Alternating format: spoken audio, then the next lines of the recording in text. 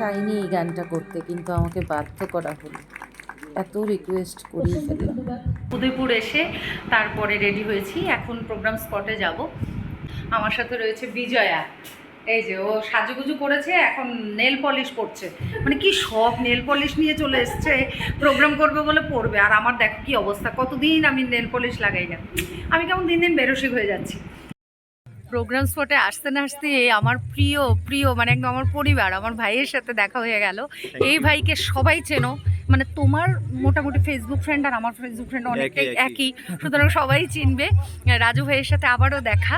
রাজু ভাইয়ের সাথে এর আগে একটা পোস্টও করেছিলাম যে আমার বাড়ি গেছিল, আজকে রাজু ভাইয়ের দেশে আমি এসেছি, তো ভালো লাগছে। এবং থ্যাংক ইউ। আর বোধহয় এটার সাথে তুমি জড়িত আছো নাকি?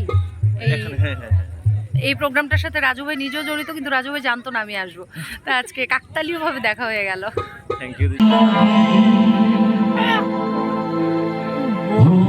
তো মঞ্চে ওঠার আগেই কমিটির একজন ভাই এসে বলল, দিদি তোমাকে আমি ফেসবুকে ফলো করি, অজয় ভাইয়ের স্মরণ সভার ব্লগ বানাতে গিয়ে তুমি যেই গানটা করেছিলে, প্লিজ আজকে এই গানটা দিয়ে অনুষ্ঠান শুরু করো। আমি বললাম আমি পারবো না ভাই। বললো না, এটা তোমাকে করতেই হবে। ওই গানটা দিয়েই অনুষ্ঠান শুরু করলাম।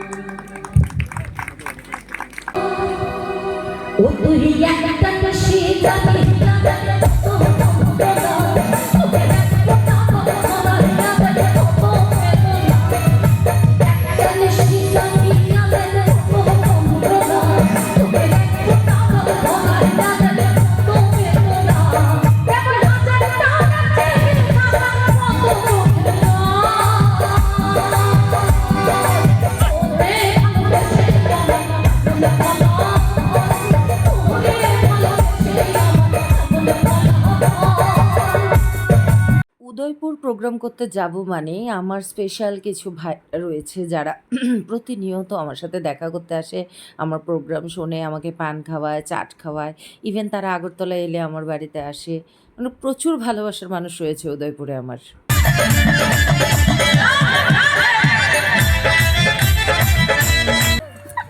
প্লিজ তুমি সিল্লি দিয়া যেটা কইছো আরেকবার কো প্লিজ।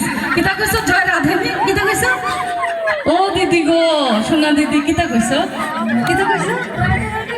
কও সবাই কও রাধে রাধে রাধে রাধে। আপনি গান জানেন? হ্যাঁ আপনার গলায় গান আছে তো, আরেকবার দিদি। ও রাধে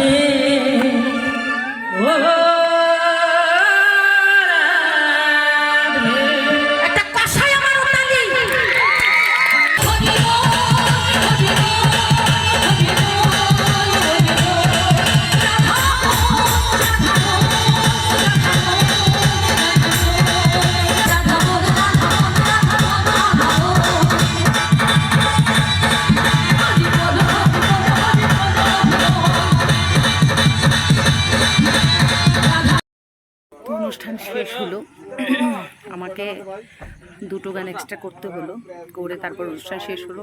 এখন খাওয়া দাওয়া করব, খাওয়া দাওয়া করে আগরতলা রওনা দেব, সকালই হয়ে যাবে।